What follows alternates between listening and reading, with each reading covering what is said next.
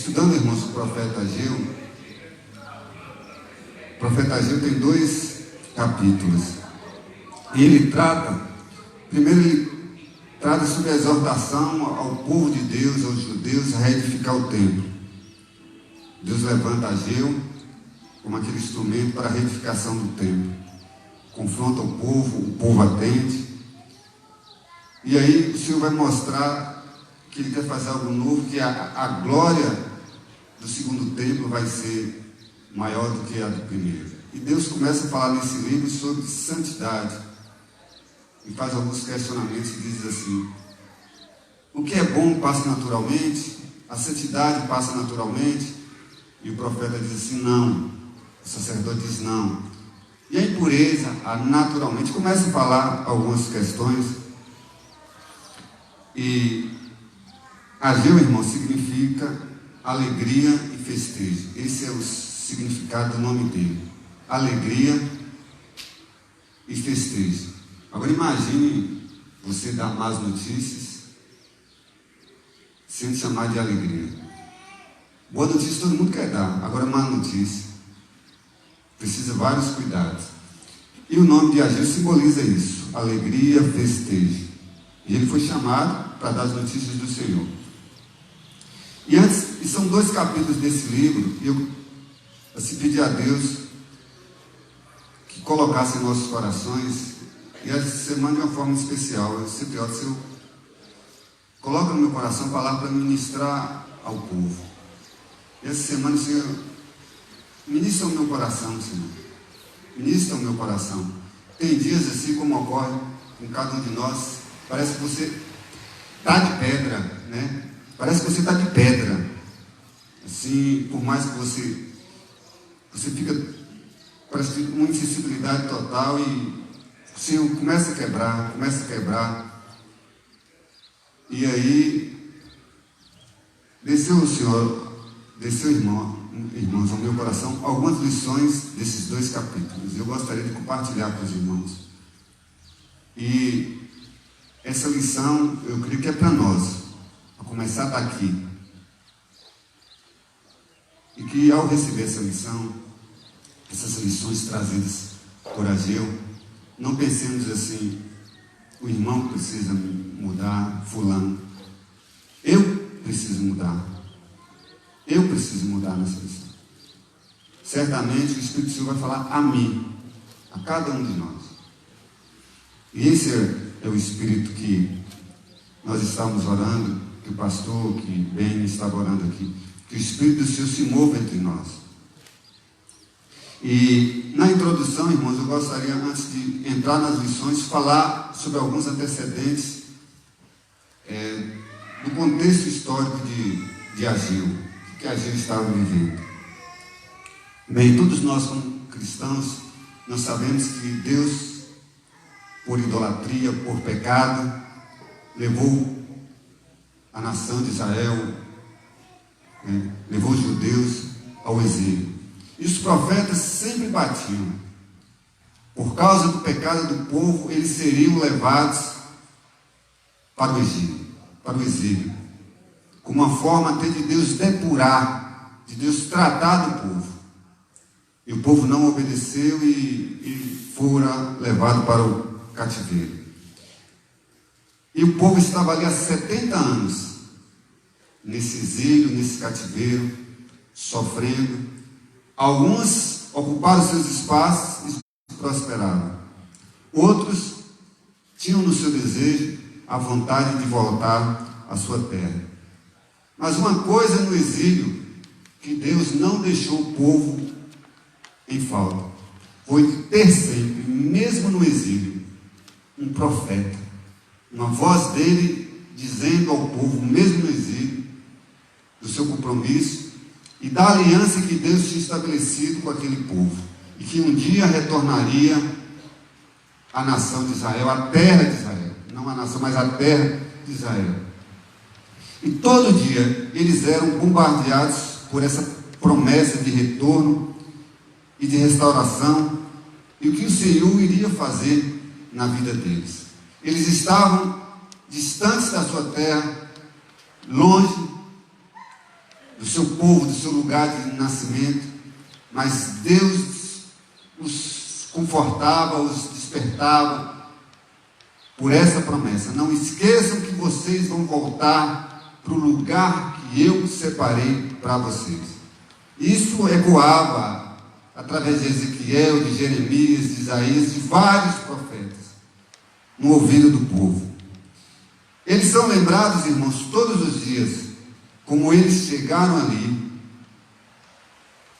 e como chegaram através do poder do Senhor, e porque eles estavam ali, e como o Senhor restauraria a sua aliança, conduzindo-os de volta à sua terra, com uma única finalidade: reconstruir o templo do Senhor. Reconstruir o templo do Senhor. Reconstruir Israel como nação. Mas, em primeiro lugar, o templo do Senhor. O templo do Senhor, que era uma simbologia dessa aliança de Deus no meio do povo. De Deus presente no meio do povo. Isso se deu, irmãos, em 538 a.C., no século VI, através de um homem, de um governante, que Deus levantou como instrumento dele, que não era cristão, né? Um governante chamado Ciro. E aí no século VI, Deus concretizou e levou novamente os judeus à sua terra. Mas uma coisa estava todo dia ali, no ouvido de Israel: não esqueçam, não esqueçam, não esqueçam, lembre-se o que eu fiz com vocês no Egito. Lá em Êxodo 19:4, ele dizia assim, Deus sempre puxava esse texto e dizia para o povo: viste, ouçam, vós tendes visto o que eu fiz aos egípcios, como vos levei sobre asas de águia e vos trouxe a mim. Vós tendes visto o que fiz aos egípcios, como vos levei sobre asas de águia e como vos trouxe a mim. Essa era a palavra do Senhor que os profetas sempre estavam batendo, reafirmando para o povo no cativeiro. Deus os separou como um povo peculiar, como um povo exclusivo, e Ele os pegou e os deu asas como águia. Os tirou do Egito, os trouxe à Terra Santa e fará com que vocês retornem à grande promessa do Senhor. Irmãos, imagine o povo de Israel naquele sufoco, no exílio, e ter sempre que ouvir que o lugar da prosperidade, o lugar do seu crescimento, era a presença do Senhor, e a presença do Senhor era o lugar reservado a eles, especificamente pelo Senhor. Então, nesse dia a dia, irmãos, do povo dos judeus, eles viviam com essa, ou dentro dessa realidade. E aí, com essa concretização de Ciro, eles retornam, e essa história a gente vê muito bem, tanto lá em Neemias e Esdras, né, que trabalham muito bem e mais profundo isso. E aí, esse povo retorna à terra prometida, que eles já tinham entrado, tinham sido exilados, e agora eles retornam a essa terra que outrora fora prometida e ocupada por eles e não aproveitaram. Aí eles retornam e é como a gente. Nós recebemos a graça, a bênção, as maravilhas de Deus e nos acomodamos e nos esquecemos.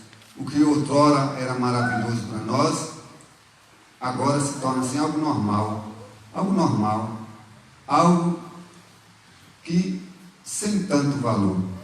E aí, ao retornarem à terra prometida deles, né, eles não estavam mais tão cientes de qual era o principal objetivo na vida deles, e que Deus os retornara, que era prioritariamente construir o templo do Senhor. Antes de se construir como nação, antes de se construir como gente, era construir o templo do Senhor, porque o templo do Senhor simbolizava Deus no meio do povo. Deus no meio do povo. E aí eles, dentro desse contexto, aí surge esse rapaz, esse profeta, Ageu. E aí Ageu começa a fazer as suas, a sua tarefa. E aí a primeira lição que nós separamos, irmãos, encontra-se em Ageu 1, 2 e 4. 2 a 4. Ageu 1, 2 a 4. Assim fala o Senhor dos Exércitos. Este povo diz, não veio ainda o tempo em que a casa do Senhor deve ser edificada. Veio, pois, a palavra do Senhor.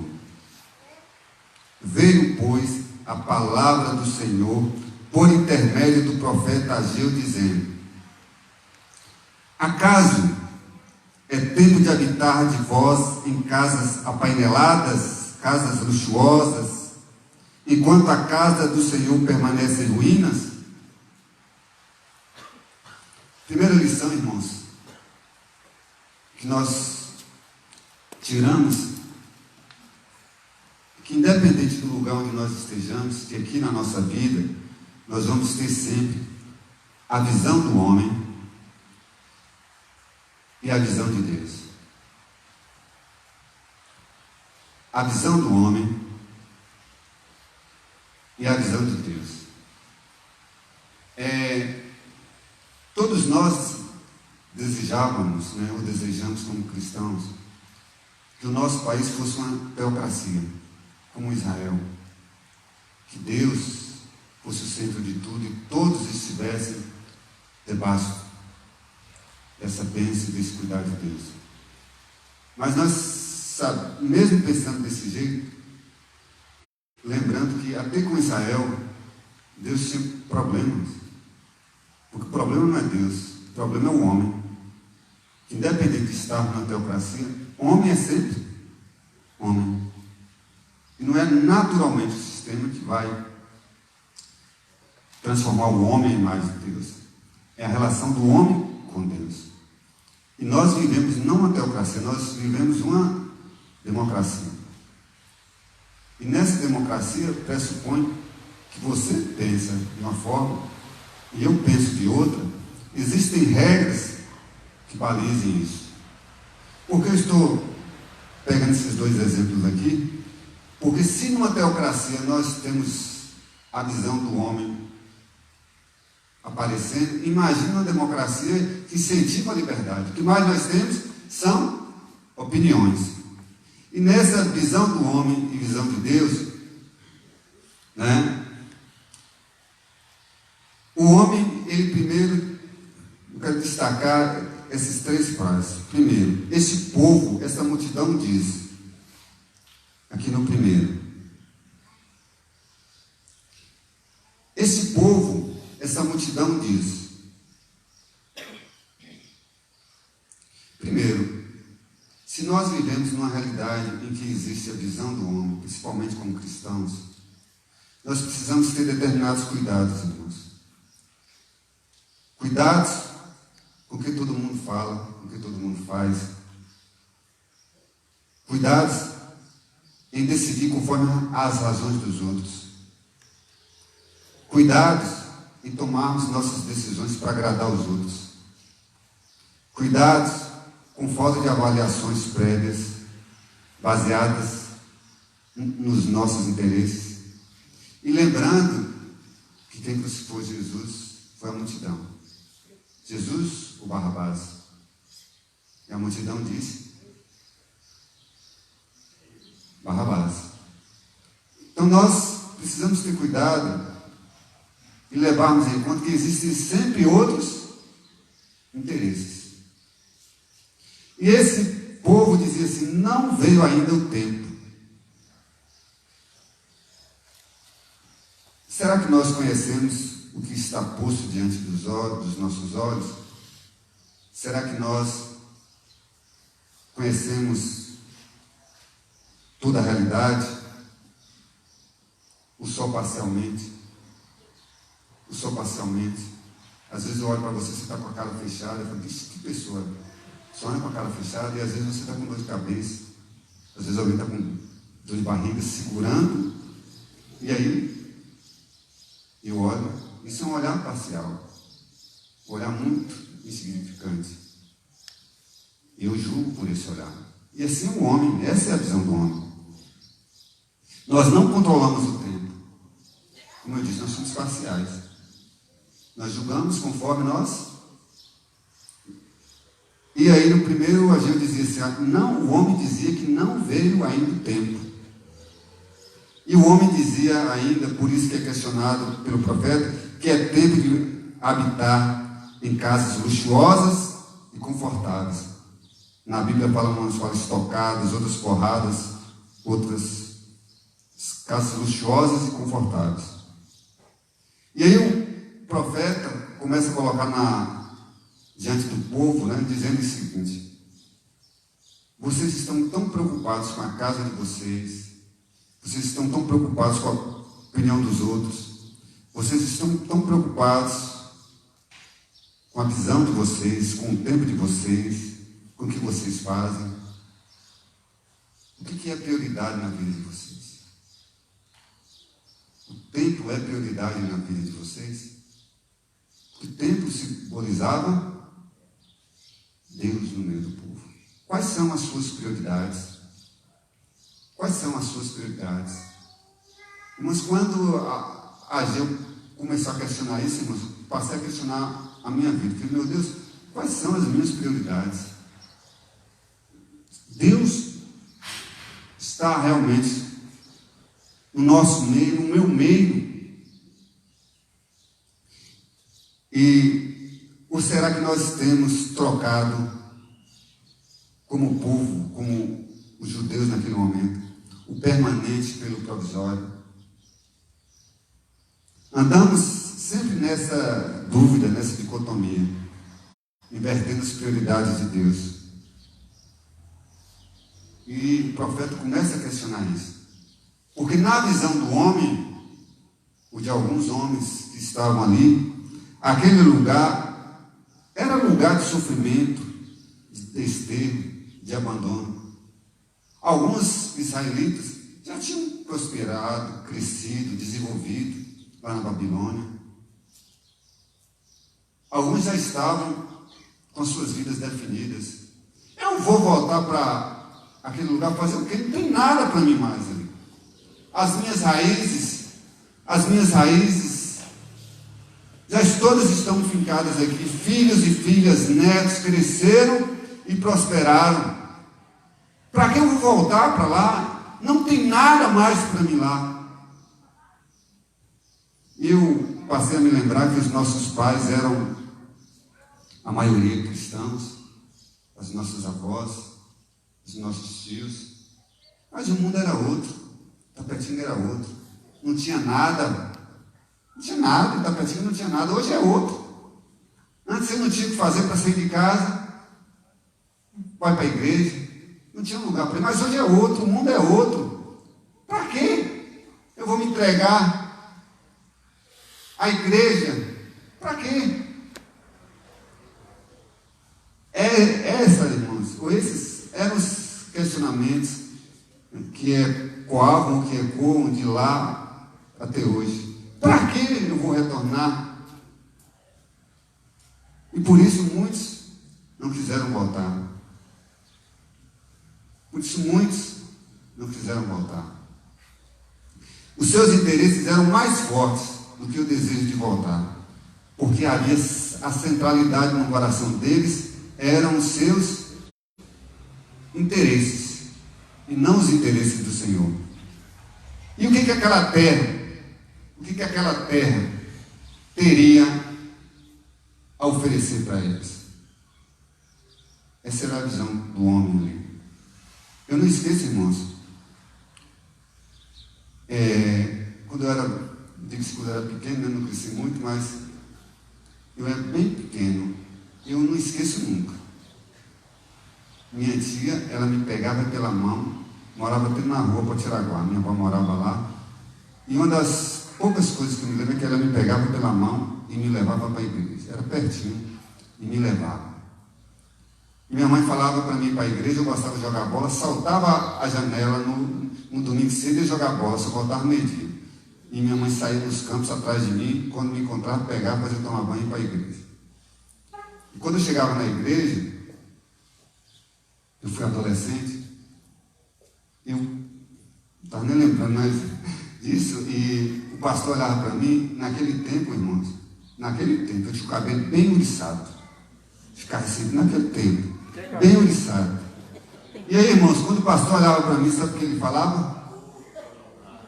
Ele pegava um pente e entregava para mim. Uma boa ação que eu lembrava do pastor era pegar um pente e entregar para mim que tinha o cabelo. A graça do Senhor nos trouxe até aqui. Não era melhor você é bem-vindo do que entregar o pente disso? Seu padrão não é esse. Aqui não é lugar para você, simbolizava para mim. Porque o meu jeito não se enquadrava na forma de ver o Evangelho. Essa é a visão do homem. Essa é a visão do homem. Então ali, eu me senti, irmãos, como aqueles que estavam ainda sem retornar lembravam que eu não teria lugar mais naquele meio. Mas essa é a visão do homem.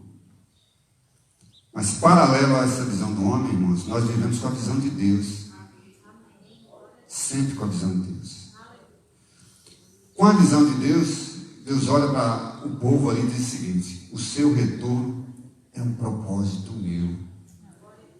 Eu gerei profetas, coloquei nos seus lábios essa mensagem de que eu estou ativo na história e que por maior que sejam os reis, você vai voltar, porque eu domino, eu sou soberano. Estabeleci contigo uma aliança profunda, que não tem exército no mundo que impedirá você voltar, porque eu sou. É esse, irmãos, é esse o nosso Deus agindo, dizendo que o retorno daquele povo para a Terra Santa, que eles não tinham aproveitado a oportunidade e foram colocados para fora, era desejo do Senhor, porque era herança do Senhor. Porque desde lá do Egito, o Senhor tinha prometido que iria dar para eles uma terra que mana mel, que mana leite e mel. E mesmo que eles entraram nessa terra que mana leite e mel, estragaram a terra, foram expulsos da terra, foram exilados, mas Deus prometeu. E aquilo que Deus promete para nós, Ele cumpre. Então essa era a visão de Deus. Deus queria que eles retornassem para a Terra Santa, para aquele lugar, porque Deus queria restaurar o templo, a centralidade do templo na vida dele, na vida daquela nação. E porque restaurar o templo era restaurar a visão diante das nações de que Deus estava no meio deles. Deus era o Deus deles. Deus tinha identidade, Deus tinha ação, Deus tinha identificação através do seu povo. E principalmente para fazer daquele povo, irmãos, exemplo e modelo para as nações. Exemplo e modelos para as nações. Por isso, quando Deus olha para você, jovem, homem, mulher, criança, Deus quer fazer de você um modelo, exemplo. Deus quer que você seja instrumento dele para melhorar esse mundo. Você não é mais um, não é mais uma. Você é pessoa, figura peculiar, específica, tocada, construída, gerada especificamente para ele e é dele. E olha, irmãos, como Deus queria que o povo voltasse a ser exemplo. Vamos ler Deuteronômio. Vamos ler Deuteronômio, por favor. 4. Para você perceber o carinho desse Deus. O carinho desse Deus com Israel. Deuteronômio 4, 6. 6 a 8. Observe aí, ó. Guardai-vos, pois, e cumpri-os, porque isto será a vossa sabedoria e o vosso entendimento perante os olhos dos povos que, ouvindo todos esses estatutos, dirão: certamente esse grande povo é gente sábia e inteligente, pois que grande nação há que tenha deuses tão chegados assim como o Senhor, nosso Deus, todas as vezes que o invocamos. E que grande nação há que tenha estatutos e juízos tão justos como toda esta lei que hoje vos proponho. Irmãos, esse é o nosso Deus. Esse é o nosso Deus que nos quer fazer modelo para essa nação. Quer nos fazer, irmãos, instrumentos dele.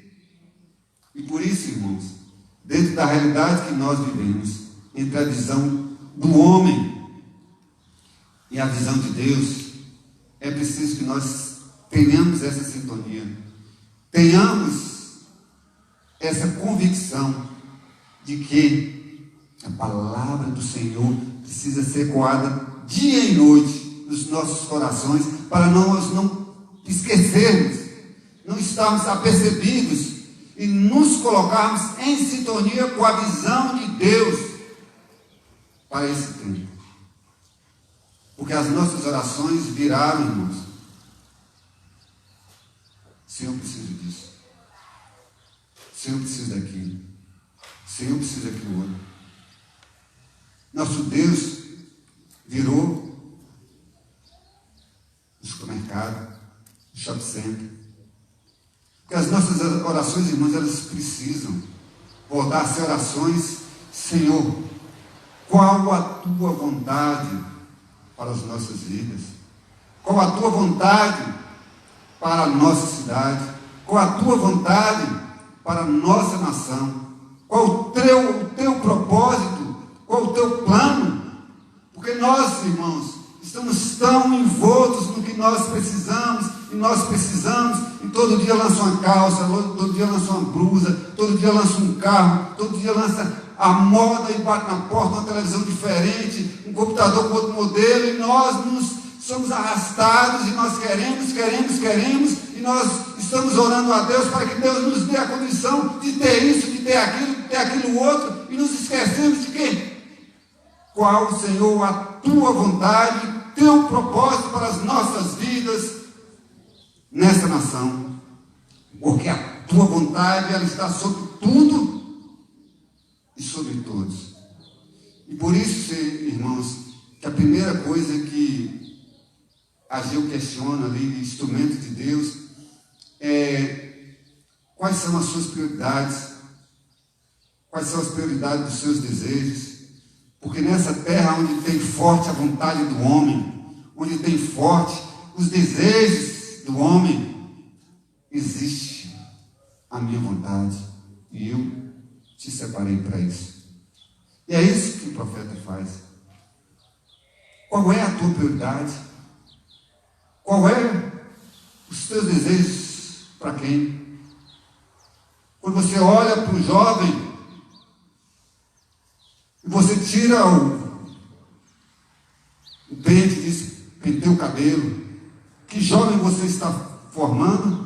Ou aquele jovem que você olha para ele e abraça e diz: você pode ser quem você deseja nas mãos do Senhor. Você pode ser instrumento de bênção. Palavras ditas nessa direção, irmãos, para a vida das pessoas, elas criam raízes tão profundas no coração das pessoas, que fazem dessas pessoas labaredas de fogo, porque alguém creu, alguém apostou, alguém depositou através de uma palavra de incentivo. Por isso, irmãos, o nosso falar, o nosso ouvir, o nosso olhar. A gente precisa abençoar, irmãos. Precisa abençoar, porque a bênção, quando cai no coração das pessoas, elas movem-nos de tal forma que as pessoas se transformam em super-heróis, não super-homens, mas uma vontade tão grande de ser diferente, mas graças a esse fogo, essa semente, isso que nós colocamos no coração das pessoas. E nesse mundo de homem e de Deus, visão de homem e de Deus, nós estamos investindo em que direção? Nós estamos investindo em que direção? Então, essa é a primeira lição que só os 2 capítulos de Ageu nos traz primeiro. A segunda lição, irmãos,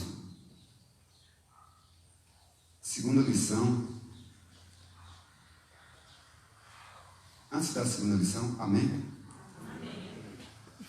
Essa é a realidade que nós estamos percebendo. A segunda lição encontra em 1,4, Ageu 1,4. Porventura é para vós tempo de habitardes nas vossas casas luxuosas e confortáveis, enquanto esta casa fica deserta?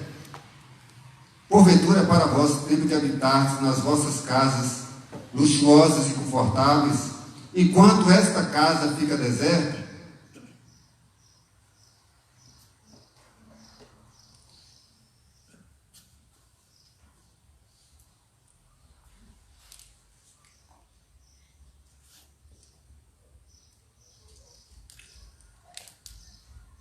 O pastor Ednei fala uma coisa que eu acho interessante. Ele diz assim, nas mensagens ele fala assim, às vezes ele puxa esse exemplo, que nós, antes o povo corria atrás para ter. O povo vive assim, não é correr, vive atrás do ter. E hoje nós vivemos numa sociedade que o importante é parecer. Não é, pastor? Parecer. A sociedade pós-moderna é uma sociedade parecer.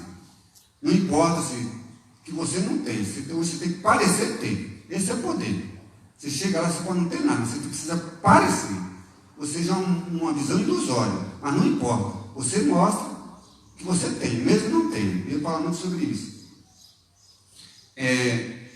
Eu quero pegar essa questão da centralidade do templo para o povo de Israel. O que era o templo como centro? Depois nós vamos botar essa questão de parecer aqui, da ilusão. O templo, irmãos, para o povo de Israel, ele era o centro, a vida. A vida dos judeus girava em torno daquele templo. E Deus, através de Ageu, ele chama o povo ao arrependimento, questiona os interesses do povo e pergunta assim, qual a importância que vocês dão ao templo? Ao templo. E quando a gente fala templo, nós retornamos, muito à questão da igreja. E às vezes a gente pensa, eu estou indo na igreja, não estou indo, às vezes a gente volta muito a isso. Mas essa visão do templo, ela vai muito além de 4 paredes, do físico. Ela fala muito da presença de Deus. E aí nós não podemos esquecer que o povo, quando fora retirado do Egito, e que no deserto, ali eles tinham a certeza que durante o dia havia ali uma nuvem que os protegia do calor, senão eles não teriam condições de transitar, porque tinha locais ali que a quentura ultrapassava a mais de 50 graus, e aí aquela nuvem protegendo, e à noite eles podiam andar e tinham certeza de que havia uma uma coluna de fogo. Não é coelba, é uma coluna de fogo iluminando eles. Então esse era o Deus que cuidava aí. E aí esse Deus agiu de forma assim tão poderosa que quando Davi disse assim: só posso construir um templo para esse Deus, eu tenho que construir, que é o Deus da minha vida. Aí Deus diz assim: você não, seu filho. E irmãos, e Deus se manifestava no meio do seu povo, primeiro através da Arca da Aliança. Ali era os sacerdotes levando a Arca da Aliança, era Deus caminhando no meio do povo. É tanto que qualquer um que não fosse sacerdote, que tocasse naquela arca, ele morreria. Era o símbolo de, independente do lugar onde o povo andava, a arca. Deus estava no meio do povo. A presença de Deus estava no meio do povo. Quem estava lá na frente andando, quem estava no fundo, independente ali, mas a arca estava presente naquela cidade. É tanto que quando a arca ficou na casa de Obed-Edom, a prosperidade chegou àquela casa, porque a presença de Deus traz bênção e prosperidade. Então era esse Deus que estava, irmãos, no meio do seu povo. E aí Davi se propõe a concretizar por Salomão, constrói-se um templo. E aquele templo, aquele santuário, na sua inauguração, Deus encheu de tal forma e que simbolizava que durante todas as nações do mundo havia um Deus diferente e que pousava no templo de Israel. Aquele povo era identificado como o povo de Deus perante todas as nações. O templo, irmãos, era uma simbologia, a reafirmação da presença de Deus, ou seja, Deus no meio do povo. E isso assim foi tão forte que quando Deus disse para o povo ali em Ageu: venha construir o templo, Deus não está dizendo simplesmente assim: vá construir as paredes da igreja. Deus está dizendo assim: venha reconstruir a minha relação com você, a minha prioridade com você, os meus caminhos com você, a minha centralidade na sua vida, a centralidade dos meus interesses na sua vida, a centralidade do meu poder na sua vida. Era isso que Deus estava dizendo. Isso é tão forte, porque eu estou vindo lá, irmãos, porque nós precisamos, como cristãos, termos cuidado, porque para Deus não passar e a gente ficar para trás e não perceber que Deus já passou. E ficamos para trás. E percebemos que o mover de Deus, assim, ele é tão grande e específico, que nós não podemos perder essa bênção. Que Deus se move de várias formas, maneiras, em vários lugares, e nós, como cristãos, nós não podemos perder isso. E no Novo Testamento, abre para mim aí, bem, por favor, 1 Coríntios 3, 16 e 17, e aí veja como Deus ele trata isso sério. Leia para mim, bem, 1 Coríntios 3, 16 e 17, está bem bonito aqui, né? Mas leia para mim, por favor, bem. Vocês não sabem que são santuários de Deus e que o Espírito de Deus habita em vocês? Se alguém destruir o santuário de Deus, Deus os destruirá. Pois o santuário de Deus, que são vocês, é sagrado. Volta para o 16, por favor, irmão. Vocês não sabem que são o santuário de Deus e que o Espírito de Deus habita em vocês? Irmãos, antes, Deus era levado pelo povo. Deus estava externo ao povo. Antes Deus estava na arca, Deus estava no templo de Salomão, e no Novo Testamento Deus está dentro de nós através do Espírito Santo. Deus habita em nós, Deus é que nos move, Deus é que nos leva, Deus, irmãos, é que faz com que nós sejamos esse templo, é que nós sejamos, irmãos, esse lugar de mover. Ele está dentro de nós. Nós somos, irmãos, santuários de Deus. Nós somos santuários de Deus. E Ageu, irmãos, está dizendo para nós nessa manhã. Considerai o vosso passado, lá no versículo 5.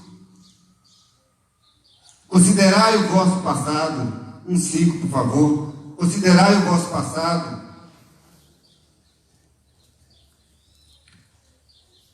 Ora, pois assim diz o Senhor dos Exércitos, considerai o vosso passado. Irmãos, o que significa considerai o vosso passado? Ele diz, irmãos, que considerar no original é aplicar o vosso coração, refletir os vossos caminhos, reflita sobre os seus hábitos, reflita sobre as suas atitudes, analise as suas prioridades, reflita sobre o seu passado. Será que nós somos templo? É isso que ele está dizendo. Considerai, aplicai, avaliai a sua sensibilidade, o seu amor, o seu caminho, o seu ato, a sua atitude. Será que somos templo? É isso que ele está querendo resgatar, essa centralidade em nós. É isso que ele está querendo resgatar.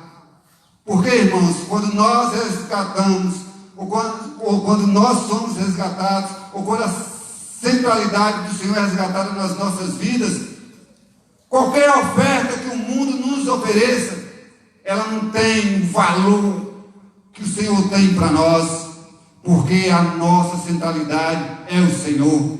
Nós não nos perdemos no mundo, porque o Senhor, Ele está no meio de nós, Ele está dentro de nós, Ele está dentro do nosso coração.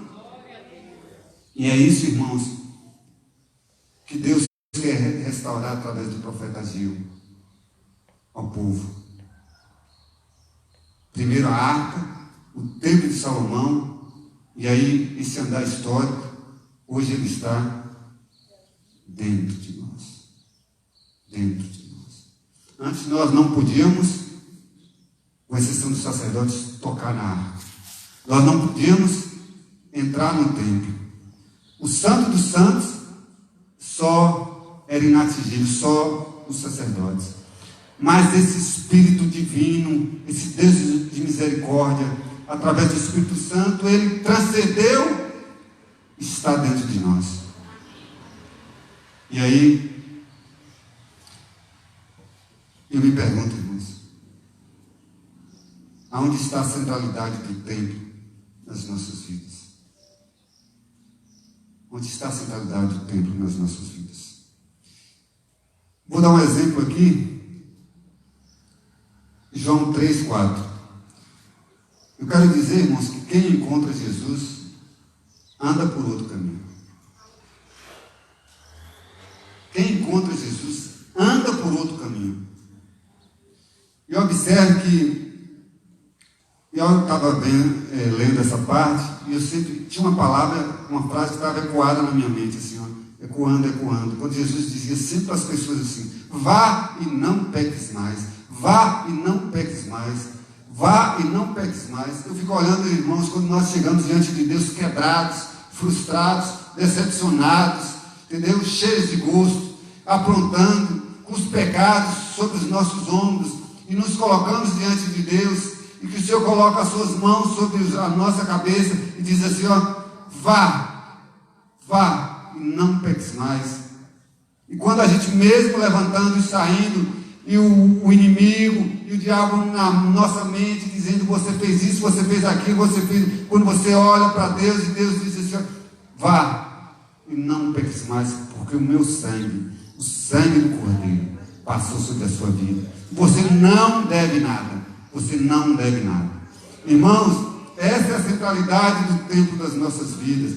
E o exemplo de Nicodemos, irmãos, 3:4, Nicodemos pergunta. Observe, quem era Nicodemos? Um senhor da lei, um mestre conhecedor profundo das tradições e da religiosidade. Conhecia tudo sobre as Escrituras. E ele se questiona, pergunta assim: não, está errado. Alguma coisa está errada com essa fé minha. Porque esse rapaz, ele só pode ser de Deus. Só fazer as coisas que ele faz Só pode ser de Deus. Eu não entendo isso, eu preciso me aproximar desse jovem, saber quem é esse jovem, esse rapaz, o que ele tem que atrai a tanta gente. E aí chega para o Senhor, e se aproxima diante do Senhor, e aí ele questiona, como alguém pode nascer sendo velho? Porque o Senhor disse para ele, você precisa nascer de novo. Você conhece tudo de religião, mas você não conhece de Deus. Você não conhece. Você precisa nascer de novo. E aí ele, como alguém pode nascer sendo velho? Como alguém pode nascer sendo velho? Pode, porventura, tornar a entrar no ventre de sua mãe e nascer? Esse era o questionamento que ele faz a Jesus. E observe, irmãos, que ele conhecia de religião, não de Deus. Porque, irmãos, nós estamos acostumados, como Nicodemos, a colocar remendo novo em calça velha. Hoje os jovens nem sabem disso. Mas nós estamos acostumados, mas nós estamos acostumados a colocar remendo novo em calça velha. E não vai dar conta. Nós estamos acostumados a improvisar. Irmãos, a centralidade do templo é vida com Deus. E deixe-o viver através de você. Isso que é centralidade. Isso é centralidade de Deus. E veja que o Senhor coloca essa semente na vida de Nicodemos. Diz assim, você, maioral dos doutores, dos escribas, e não sabe isso? Então, irmãos, quem encontra Jesus, por maior conhecimento que tem, anda por outro caminho. Porque o Senhor não está mais fora de nós. Ele está dentro de nós. Somos templo. Amém? Somos templo.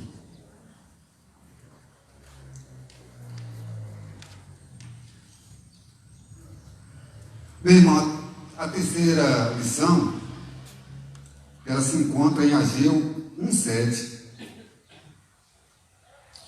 e Ageu 2:3. Em Ageu 1:7,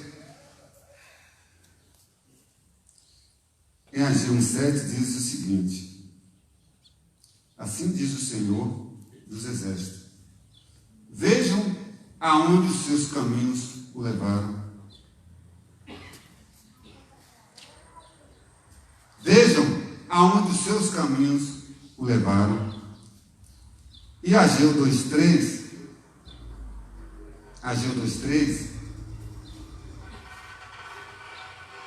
quem de vós ou quem de vocês viu esse templo em seu primeiro esplendor?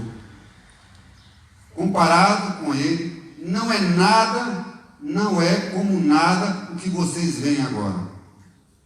Em outras palavras, ele está dizendo o seguinte: vocês, quem é que viu o templo de Salomão lá no seu esplendor? Quem viu esse templo que nós estamos fazendo agora, que vai ser levantado, não é nada, nem se compara, nem chega perto o templo, nem vai chegar perto daquele de Salomão, que foi glorioso, que foi maravilhoso. Era isso que Deus estava dizendo para ele. E o que ele queria dizer, irmãos, isso só retornar, quando ele diz assim, considerai, eu usei o termo em 1:5, considerai o pecado, e esse considerai o vosso pecado de uma forma diferente, agora como tempo mesmo. Eu quero dizer que a terceira lição é o seguinte: lembre-se do passado. Lembre-se do passado, mas não fique no passado. Lembre-se do passado, mas não fique no passado.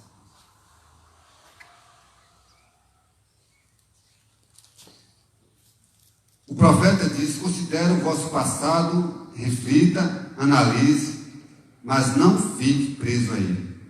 Quantas palavras, irmãos, quantas coisas nos prendem ao passado. Ah, pai, como eu era. Rapaz, se for contar para você, rapaz, Deus me usava tanto. Quando eu me casei com aquele homem, eu era. Quando eu me casei com a mulher, rapaz, mas eu tinha isso, eu tinha aquilo. Você não sabe nada, depois que eu tive aquele acidente, não sou mais a mesma pessoa. Você não sabe, depois daquela frustração, depois daquela decepção, o quanto a minha vida piorou. A minha vida, ela se acabou depois daquele dia. Eu não esqueço nunca. Passado. Deus ficou no passado. E nós, irmãos, estamos deixando o passado nos aprisionar. Deixando o passado nos aprisionar. Deixando o passado nos fixar. Estamos dizendo para Deus que Deus é um Deus do passado. Que Deus não é um Deus mesmo ontem, hoje e eternamente. É um Deus de ontem. Não acredito mais nos milagres. Porque você não me conheceu lá. Rapaz, Deus me usava tanto. Eu era isso. Eu era profeta. Eu falava. Isso, aqui mais. A candeia. Fogo. Se apagou. Era um Deus do passado. E que Deus estava querendo dizer através de Ageu é que quantos estão vivendo presos ao sucesso de antigamente, esquecendo que o nosso Deus é presente e não está preso aos nossos limites. Deus está dizendo ali, olha, você não está falando que o templo de Salomão era inigualável, era maravilhoso, e que esse não vai chegar aos pés. Está certo, não vai chegar, mas eu quero que você lembre que a glória da segunda casa vai ser maior, porque a minha presença vai estar no meio, a minha glória vai estar no meio. Eu sou, por isso que ele se identificou para Moisés. Quando Moisés perguntou, Senhor, eu vou dizer quem me mandou, ele diz, eu sou ontem, eu sou hoje, eu sou eternamente, eu sou. Diga à minha igreja que eu sou. Por frustração, por decepção que vocês passam, por qualquer que seja o obstáculo, se dobre a mim, porque eu sou, igreja. Deus diz isso para nós. Não meça Deus pela sua fraqueza, não meça Deus pelas suas frustrações, não meça Deus por você ficar lá no passado e achar que Deus é um Deus do passado. Deus é. E Ele quer fazer algo novo no nosso meio. É só acreditarmos que Ele é. Ele é. É isso que Deus é. Irmãos, quem encontra Jesus vive sob essa nova perspectiva. Quem vive, irmãos, quem encontra Jesus vive sob essa nova perspectiva. Não a perspectiva do passado, de ficar preso. Aquele homem acabou com a minha vida. Aquele homem ou aquela mulher, e eu me casei, acabou. Você está esquecendo que você é templo. A sua centralidade deve ser o Senhor. É Deus que move a sua vida e move-se através de você. Não fique preso ao passado. Pegue as suas frustrações, as suas decepções, todo trapo que você tiver, coloque aos pés da cruz, coloque e diga, Senhor, eu quero estar em sintonia contigo, com o teu propósito. Acenda a minha candeia, Senhor. Acenda a minha vida, porque Tu és. E aí, irmãos, e sobre essa nova perspectiva, eu vou dar um exemplo aqui. João 4, 20. João 4, 20.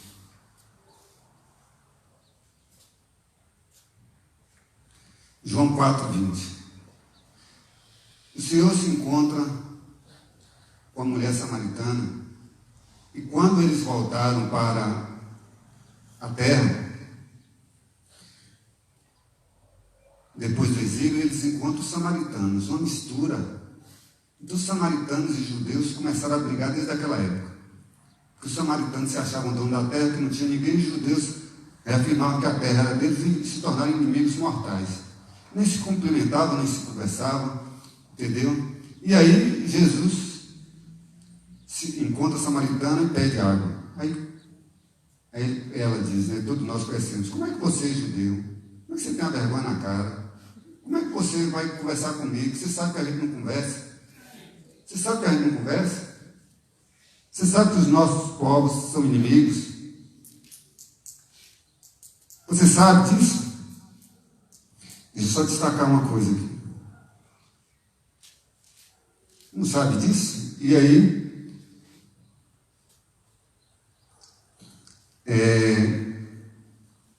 Jesus disse no 16, vai, chama teu marido e vem cá.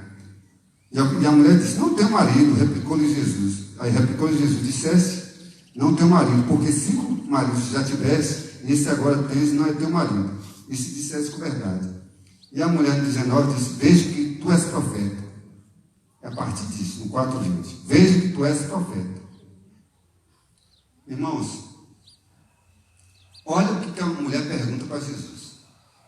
A mulher teve 5 maridos, uma vida conjugal instável. Não sei nem se a gente poderia dizer que é vida conjugal, ou se é prostituição, a gente não sabe, mistureiro, ou se é casa de prostituição ambulante, a gente não sabe. Uma mulher que tem 5 maridos, aí, olha o que a mulher pergunta para Jesus. Nós poderíamos deduzir, eu deduzi o seguinte, que ela falou assim, olha, eu tive tanto um homem, que nenhum homem me satisfez. Eu ainda, Senhor, tem jeito para mim? Será que eu ainda vou conseguir um homem que me ame? Será que eu ainda vou constituir família? Veja que esse profeta, a minha vida tem jeito? Será que a minha vida tem jeito? Eu até agora não acertei nenhum, estou indo para o 6º. A minha vida tem jeito? Será que eu satisfaço os homens? Porque eles não me satisfazem? Será que eu ainda tenho jeito? Essa, na nossa visão, deveria ser o que ela ia perguntar, e nós perguntaríamos isso. Uma mulher desse tipo, ia perguntar isso. Mas ela não perguntou isso. Ela não perguntou isso. Olha no vídeo o que ela perguntou. Nossos pais adoraram neste monte, e vós dizeis que é em Jerusalém o lugar onde se deve adorar. Nossos antepassados adoraram neste monte, mas vocês, judeus, dizem que é em Jerusalém o lugar onde se deve adorar. Irmãos, a sede pela adoração, ela foi no passado, ela estava presa ao passado. Ela diz assim, os nossos antepassados, sabe, a história do meu povo, todo o meu povo diz que é no monte que se adora. O que estava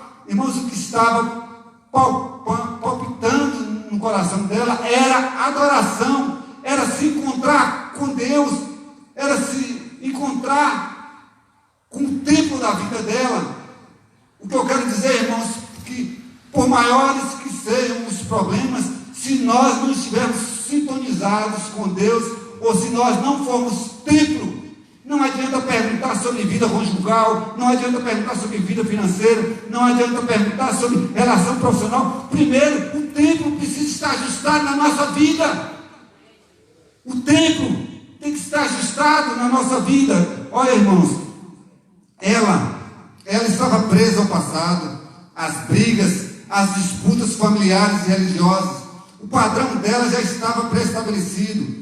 O caminho dela já estava traçado, porque os samaritanos diziam, se adora é neste monte, e os judeus diziam, não, é em Jerusalém.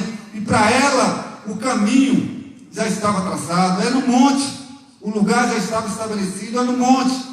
Isso, irmãos, é tão forte, que uma mulher de vários homens, com uma vida amorosa instável, tinha uma única preocupação, com o lugar da adoração. Com o lugar da adoração. Vós, Olha o que diz: entretanto dizeis que em Jerusalém é o lugar onde se adora. É lá ou cá? É no monte ou em Jerusalém? E isso me aprisiona há séculos. Eu estou preso, estou olhando o passado. Eu estou lá atrás ainda porque meus pais disseram que é no monte, enquanto vocês dizem que é em Jerusalém. E João 4, 21 a 23, Jesus olha para ela e diz assim: ó, nenhum, nem outro. Nenhum não é no monte, não é em Jerusalém. Os meus adoradores me adorarão em espírito e verdade. Não é no lugar, não é aquele lugar, é como vão me adorar, é como vão me adorar, é como vão me adorar. Quem quiser se apresente a Ele, irmãos, de coração aberto. E quem adora no como, de coração aberto, sempre olhará para o futuro. Pois, 2 Coríntios 5,17, pois quem ora no como, 2 Coríntios 5,17, portanto, se alguém está em Cristo, é nova criação. As coisas antigas já passaram, eis que surgiram coisas novas, e tudo se fez novo. Então não fique preso, lembre-se do passado, mas não fique lá, porque para nós tudo se fez novo. Não é o lugar, é como nos apresentamos diante de Deus, e é em espírito e é em verdade, e é em espírito e é em verdade. E Deus, a própria palavra fala, Deus está buscando aqueles adoradores que o adoram em espírito e em verdade. Não é se é lá, se é aqui, não é se torce para o Corinthians, ou se torce para o Palmeiras, não é se torce para Vasco, ou se torce para o Flamengo, não é se é Gabiraba, se é Bacalhau, se é petista. Não é isso, irmãos, não é isso. É Deus que é aqueles que adoram em espírito e em verdade. Nós precisamos quebrar essas diferenças e nos apresentarmos a Deus, independente de quem somos ou que queremos, e nos apresentarmos a Deus em espírito e em verdade. Parece que eu estou ironizando, irmãos, mas quando eu fiz essas citações aqui, quantas vezes o Flamengo e o Vasco, a gente se separa dos irmãos por causa disso, tudo coisas. Isso, irmãos, é casa forrada. Isso é passageiro. Isso acaba. Eu brinquei com o Emerson esses dias. No ano passado vocês ganhavam tudo. Vocês estão desse jeito. A vida é assim, moço. Nós não podemos perder o que, irmãos? A nossa fixação no Senhor, porque Deus é vitória. A gente perde, Ele nos dá vitória. A gente ganha, Ele nos dá vitória. Ele é. Essa é a nossa consciência, irmão. Ele é. A gente tropeça, cai, Ele é. Porque através disso Ele nos dá a vitória. Deus é, irmãos. Então é essa percepção, irmão. Não fique no passado. Lembre-se, ele tem que ser motivador. Então quando você olhar e perceber que aquela experiência machucou, magoou, lhe prendeu, você perceber que você sozinho não dá conta, procure o pastor. Converse com o pastor. Peça ajuda, irmãos. Tem muita gente machucada, presa psicologicamente. Tem gente que não consegue sozinho sair. Peça ajuda. E Deus vai usar os instrumentos. Deus vai usar os instrumentos para te trazer para o presente. E perceber que Deus é. Amém? Amém. Deus é. Então, irmãos, primeiro, qual foi a primeira lição que nós tiramos? Aqui, a primeira lição foi a vida do homem, a visão do homem e a visão de Deus. A segunda, a centralidade do Flamengo. A centralidade do... Vou começar de novo. A centralidade do tempo. E agora, lembre-se do passado. Mas não fique lá. Não fique lá. Lembre-se do passado, mas não fique lá.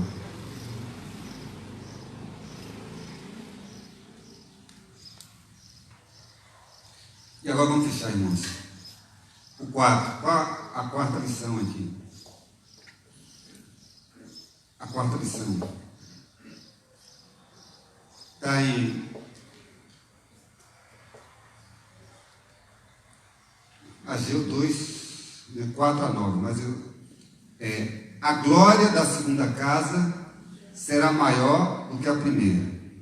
A glória da segunda casa será maior do que a primeira. Segundo Ageu, Ageu 2, 9. Segundo Ageu 2, 9.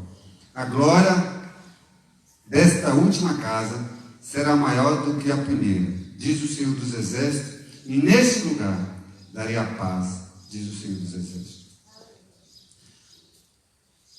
A glória da segunda casa. A primeira casa, irmãos, se encontra lá em 2 Crônicas 7, 1 e 2, que diz o seguinte: e acabando Salomão de orar, desceu fogo do céu, e consumiu o holocausto e o sacrifício. E a glória do Senhor encheu a casa. E os sacerdotes não podiam entrar na casa do Senhor, porque a glória do Senhor tinha enchido a casa do Senhor. Amém?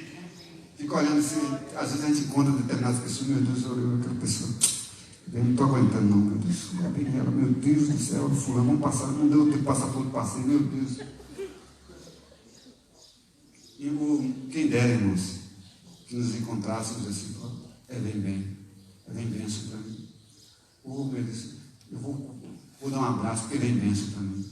Eu vou dar um tchau porque vem bênção para mim. Sabe, esse instrumento de bênção, irmãos, aqui, ó, os sacerdotes não podiam entrar na casa do Senhor porque a glória do Senhor encheu de tal forma. Nós estamos precisando de gente assim, Senhor, que a glória de Deus inunde, que ultrapasse a outra, que a gente fica correndo atrás para pegar um pouquinho de bênção e encostar, tudo porque é pessoa de Deus, a glória ultrapassa, a glória invade, ultrapassa, e é de Deus. Precisamos de gente assim, irmãos, gente assim, está lá no trabalho, todo mundo corre atrás, porque sabe que ser confiável é de Deus. Então, independente do trabalho, ali a luz brilha, a glória não está presa ali, a glória ultrapassa, é bênção, inude. Trabalho com esse, é bênção, todo mundo gosta e tal, diz a verdade e tal, mesmo que eu não goste, mas é verdade. Mesmo que eu não goste, mas é verdade. A glória ultrapassa. Então, irmãos, essa primeira casa que é a glória, nem o sacerdote.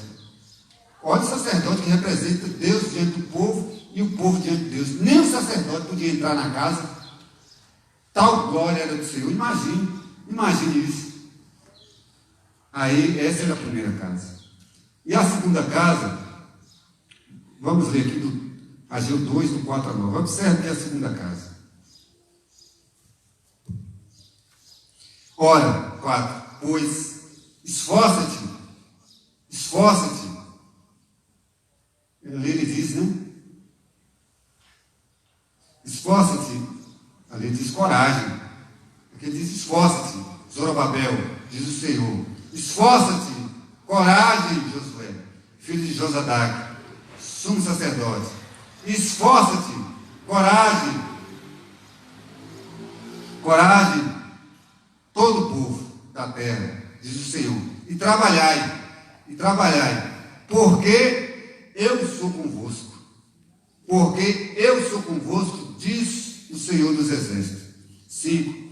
Segundo a palavra da aliança que fiz convosco. Veja que quem fez a aliança, o Senhor, fiz convosco.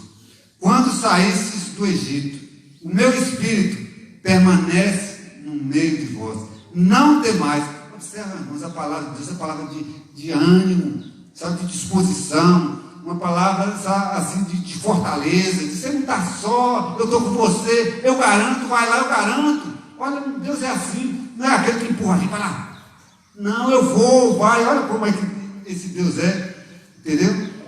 Porque assim diz o Senhor dos Exércitos: ainda uma vez, daqui a pouco, farei tremer os céus e a terra, o mar e a terra seca. 7. E farei tremer todas as nações. E Deus, ele puxa para si. E farei tremer todas as nações. E virão coisas preciosas de todas as nações.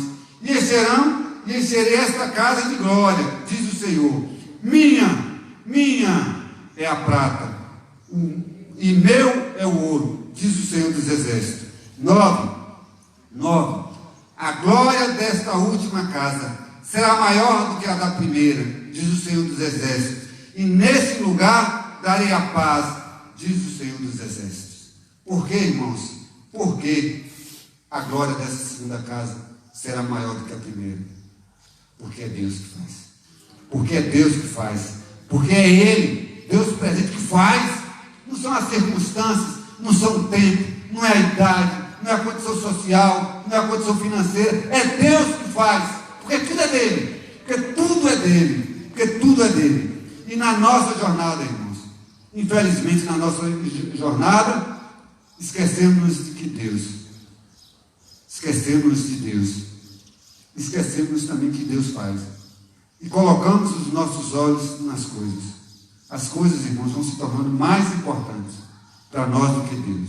Deus tem misericórdia. O primeiro templo era maravilhoso, mas a glória da segunda casa era maior do que a primeira. Ele nos promete, irmãos, Ele nos promete através da sua palavra, fazer renascer em nós a sua glória. Basta que creiamos nele, na aliança entre Ele e nós. Entre Ele e nós.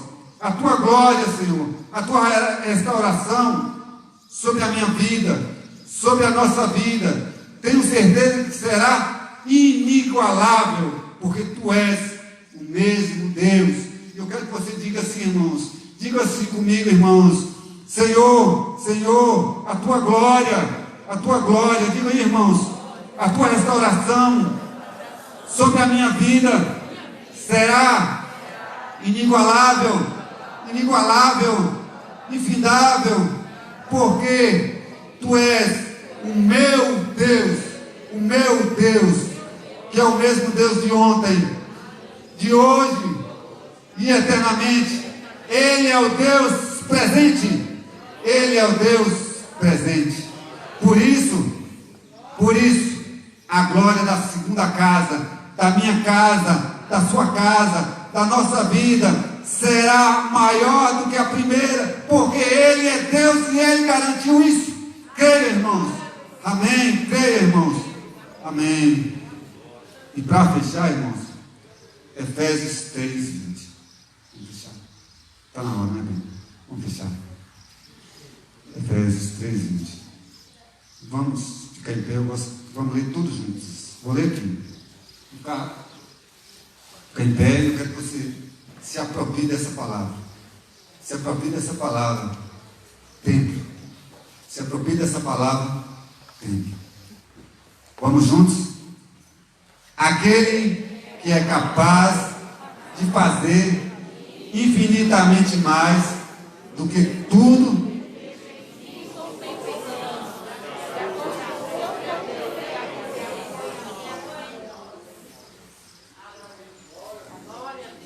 aquele que é capaz de fazer infinitamente mais do que tudo o que pedimos. Se você pode pedir qualquer coisa, mais do que Deus vai fazer, infinitamente mais do que você pede, do que você pensa, de acordo com o poder de Deus que atua em nossa vida.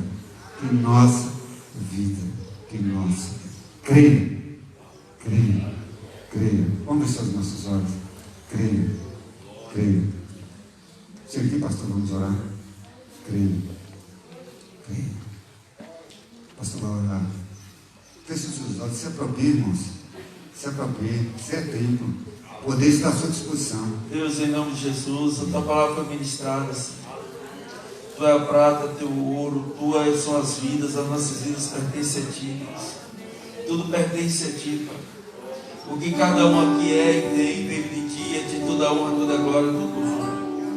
Nós somos do Senhor, Deus. Pai, no nome de Jesus, ministra a Tua glória, a Tua unção sobre cada vida, Deus, de maneira tal que cada um possa se alegrar em Ti, possa se regozijar em Ti, possa ver, ó Deus, que a bênção está no Senhor, e no Senhor cada um possa permanecer. Meu Deus, e no Senhor nós possamos nos voltarmos para a Tua obra, nos voltarmos para a propagação, ó Deus, para viver em espírito e verdade, uma adoração em espírito, preso ao Senhor, e não somente no Senhor, vivendo numa dinâmica do reino, ó Deus, que sobrepuja qualquer outra dinâmica, em que os valores estejam acima, os ideais estejam acima, ó Deus, que os ideais do reino estejam acima dos nossos ideais, no nome de Jesus, Pai, que todos sejamos unidos no Senhor, pelo Senhor e para o Senhor, em prol das Tuas causas, Deus, em nome de Jesus.